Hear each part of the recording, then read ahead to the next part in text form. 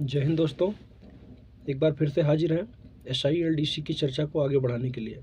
एक बार फिर से बता दें, BSF SILDC की चर्चा को आगे बढ़ाने के लिए आज मैं लेके आया हूँ एक, आप लोगों का कई देखता हूँ नोट्स, तो कई लोग मांगते हैं सर डिपार्टमेंटल का नोट्स दीजिए, सर इंग्लिश का नोट्स दीजिए। भाई ऐसा है कि अगर आपको नोट चाहिए तो कोई स्पेशल नोट्स नहीं होता है। हाँ, डिपार्टमेंटल का मैं मान सकता हूँ कि आप लोग सही, अलग चीज़ है वो, लेकिन इंग्लिश में क्या नोट्स है यार? वही एंटोनिम्स, सिनोनिम्स, वन वर्ड, तो एक अच्छा खासा जत्था बन जाएगा, मोटा सा आपको दे दूंगा मैं कहीं से भी लेके, किसी भी कॉपी से। अब मैंने जब खुद ही उससे तैयारी नहीं की तो मैं आपको कहाँ से ला के नोट्स दूंगा? मैं अपनी स्ट्रेटजी पे जो हमने बनाई थी, और मैं उस हिसाब से एक 6 मंथ की स्ट्रेटजी बता रहा हूँ आपको। अभी फॉर्म नहीं आया है, तो फॉर्म जब आएगा, फॉर्म आने के बाद आपको तकरीबन 6 महीने का समय मिल जाएगा। तो उस हिसाब से मैंने एक 6 महीने की स्ट्रेटजी तैयार की है। तो मुझे उम्मीद है कि जो मेरे साथी 100% डेडिकेटेड हैं SILDC की तैयारी के लिए, वो इसको फॉलो ज़रूर करेंगे। तो जैसे देखो, अभी आप ये मान के चलो कि आज से एग्ज़ाम 6 महीने बाद है। आज दिन है 9 नवंबर 2023। तो आज से आप मान के चलो नवंबर, मई जून के पहले एग्ज़ाम नहीं होगा। तो आप जैसे जून मान लीजिए, तो जून, अब यहाँ से लेके अब आपको अभी से थोड़ा थोड़ा, सबसे पहले ध्यान देने वाली चीज़ जो है वो है आपका मेडिकल। दुनिया सबसे बाद में इस पर सोचती है, लेकिन सबसे पहले मेडिकल ज़रूरी है। क्यों? बहुत महत्वपूर्ण बात बताने जा रहा हूँ। अभी आपका जो वेट है ना, अभी से आप वेट कम करना प्रयास करेंगे। वेट कम करने का मतलब है कि जो भी स्टैंडर्ड वेट है उसके लेवल में लाने के लिए। कई साथियों का ज़्यादा होता है, तो वो अभी से प्रयास करेंगे तो ठीक रहेगा।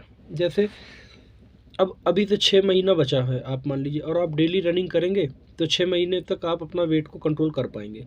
अच्छा, दूसरा, एक मैं पिछले वीडियो में भी चर्चा किया था, टैटू। अब आप क्या सोच रहे हो, टैटू आप उस दिन निकलवा के तुरंत पहुंच जाओगे तो क्या मान लेगा? नहीं मानेगा। अब आपको अभी से टैटू कैसे निकलवाना है, और कोशिश करिए टैटू का निशान ना रहे वहाँ पे। तो अभी से कहीं जब छुट्टी उट्टी जाते हैं तो किसी से मिल के, उसका कुछ आता है लेज़र वगैरह का सिस्टम, उससे लेज़र से निकाल देते हैं, तो उसको पता करिए और टैटू निकलवाइए। हर हाल में टैटू निकलवाइए, कैसे भी निकलवाइए। और वेट कम करिए, वेट पे अभी से काम करिए। अपना वेट जो स्टैंडर्ड होता है उसके अंदर ले आइए। 1-2 किलो ऊपर नीचे चल जाता है। दूसरा, फिजिकल, अभी से रनिंग शुरू करिए। जिसका फिजिकल आप सोचोगे लास्ट के 1 महीना दौड़ेंगे तो लास्ट में रिटर्न का भी जोर होगा फिजिकल का, और रिटर्न का रिजल्ट आने के बाद 1 महीने के अंदर देते हैं फिजिकल। अभी लास्ट वाला जो एग्ज़ाम हुआ था उसमें 10 से 12 दिन का ही गैप दिया था। आज रिजल्ट आया और 10 या 12 दिन के बाद से फिजिकल शुरू हो गया लोगों का। तो फिजिकल के लिए बाद में समय नहीं रहता है, और इसीलिए 50% आदमी फेल हो जाता है फिजिकल में। तो अभी से अपना रनिंग करते रहिए, धीरे धीरे अपना फिजिकल स्टैंडर्ड बढ़ाइए। रिटर्न के लिए भी एक स्ट्रेटजी बताता हूँ अभी से आप सबसे पहले मैथ और रीजनिंग दोनों का एक एक चैप्टर पकड़िए, मैथ और रीजनिंग का, और 2-2 दिन में।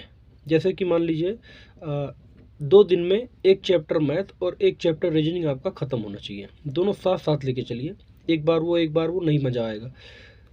तो एक बार, अब आपको मैथ और रीजनिंग कहीं कोचिंग करने की ज़रूरत नहीं है। आप अगर एक बार सेलेक्ट होके आए हैं, आपको काफ़ी मैथ आती है, उतना ही मैथ जितना आपको आता है उतने की ही ज़रूरत है।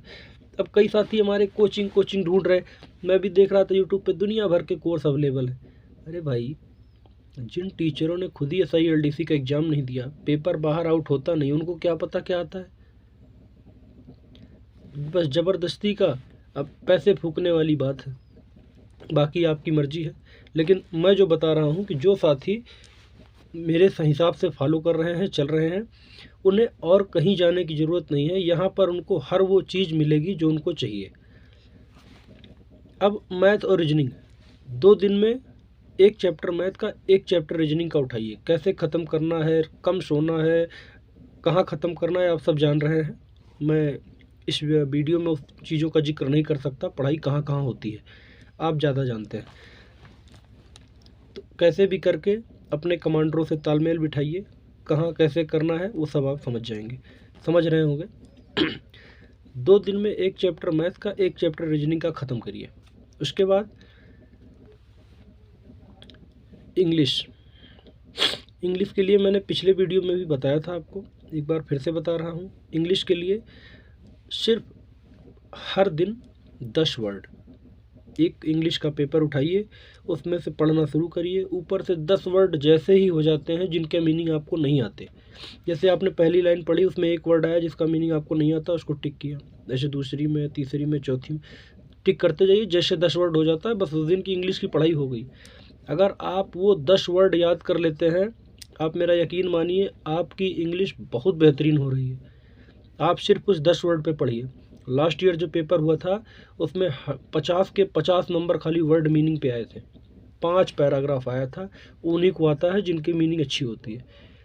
एंटोनिम इधर उधर पढ़ाई करने से सिर्फ आप टाइम बर्बाद कर रहे हैं। आपका जो मेन उद्देश्य है SILDC में इंग्लिश जो आती है कम से कम 30 नंबर का, मैं बता दूं, 5 का एंटोनिम्स आता है, 5 का सिनोनिम आता है, 5 का वन वर्ड आता है, 5 का स्पेलिंग करेक्शन आता है, एक 2 नंबर की आती है आपकी वॉइस, और 1-2 नंबर का नरेशन। उसके लिए क्यों पैसे ज़बरदस्ती अपना सर ग्रामर की तरफ ले जा रहे हैं, नोट्स। आप सिर्फ और 2 पैराग्राफ, कभी 3 पैराग्राफ, और लास्ट ईयर तो 5 के 5 पैराग्राफ, तो वो सब वर्ड मीनिंग से हो जाता है। आप सिर्फ वर्ड मीनिंग तैयार करिए, अपना एक नोट्स बनाइए, उसमें अपना डेली का 10 वर्ड लिखिए और उसको याद करिए विद स्पेलिंग, अच्छे से याद करिए, आपकी इंग्लिश हो गई। इंग्लिश के बाद जीके और करंट में दुनिया इतना जान दे बैठी है, कोई देख रहा हूँ मैं करंट पढ़ रहा है, कोई इतनी मोटी जीके लेके बैठे हैं, एक भी नंबर का नहीं आएगा उसमें से। आप ताज्जुब कर रहे होगे ये मैं क्या बोल रहा हूँ, मैं सच बोल रहा हूँ, उसमें से एक भी नंबर का नहीं आएगा।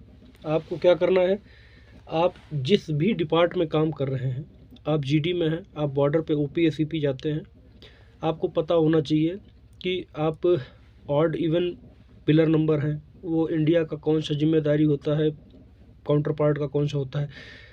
ऐसे फ्लैग मीटिंग क्या होती है, फ्लैग मीटिंग में अपना झंडे का कलर कौन सा है, अपने डंडे की लंबाई कितनी है, फ्लैग की लंबाई कितनी होती है, फ्लैग की लंबाई और चौड़ाई का अनुपात कितना होता है, एक फ्लैग मीटिंग में जो हमारा स्क्वाड जाता है उसकी नफरी कितनी होनी चाहिए, सेक्शन में नफरी कितनी होती है, प्लाटून में कितनी होती है, वेपन कौन सा होता है, एक कंपनी में इस टाइप की चीज़ें आप अपनी आँख कान खोल के रखिए, हर चीज़, बस इससे ज़्यादा आपको नहीं पढ़ना है, यही सब पूछा जाता है। और जो जीके में है, जीके मैं आपको बता रहा हूँ जीके में क्या देखना है। अभी जैसे आप देख रहे होंगे एक ये इजराइल और हमास का युद्ध चल रहा है, तो हमास किस देश से संबंधित है, समझ रहे, हमास का युद्ध किस, या इजराइल का युद्ध किससे चल रहा है। इजराइल का, अब उसमें जैसे हिजबुल्ला का भी नाम आया था, ये किस देश में है। हूती एक करके नाम आया था, ये किस देश में है। तो हिजबुल्ला जैसे आपका लेबनान में है, हमास जो है फिलीपींस में है, और ऐसे ही तालिबान आया था, हम लोग के टाइम में तालिबान पूछा गया था, तो तालिबान किस देश का है। आपको सिर्फ जो मतलब जहाँ पे सुरक्षा बल और आर्मी से संबंधित चीज़ें हैं बस वो देखिए, कौन सा वेपन कौन खरीद रहा है, कौन सा वेपन कौन खरीद रहा है, कौन सा बस सिर्फ इतना ही, अपना देश कहाँ से क्या ले रहा है आप इसको देखिए, और इससे ज़्यादा कुछ नहीं पढ़ना है आपको। जीके में बेवजह आप टाइम बर्बाद कर रहे हैं अपना। बाकी लास्ट तक मैं आपको बता रहा हूँ, अभी आप इस हिसाब से करिए, मैं जैसे जैसे नज़दीक आएगा आपको मैं हर वो टिप्स बताता चलूँगा जिससे आपको लाभ मिलना है और जो आपके काम का है। व्यर्थ में बेवजह इधर उधर कोचिंग ट्यूशन मत जाइए, मत बर्बाद करिए अपना समय, ठीक है। वीडियो ज़्यादा लंबी हो रही है, ठीक है। उम्मीद करते हैं कि आप लोग मेरी इस बात को फॉलो करेंगे और अच्छे से तैयारी करेंगे और सेल्फ स्टडी करेंगे। ज़्यादा कोचिंग वोचिंग के चक्कर में मत पड़िए, अपना समय मत बर्बाद करिए और सही दिशा में सही से तैयारी करिए। जय हिंद, ऑल द बेस्ट।